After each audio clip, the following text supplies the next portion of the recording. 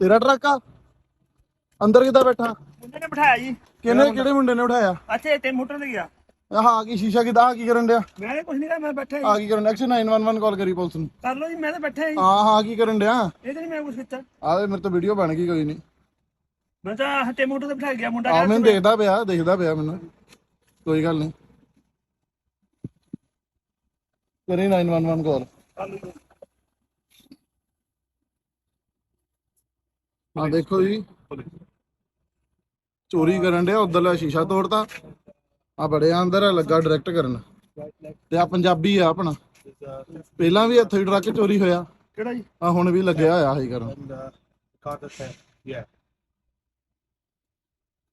Truck theft. He's sitting in the truck right now. He's sitting in the truck right now. ਇਹਦੇ ਨਾਲ ਦਾ ਸਾਥੀ ਉੱਥੇ ਆ, ਇੱਕ ਖੜਾ ਸਾਈਡ ਤੇ। In the truck.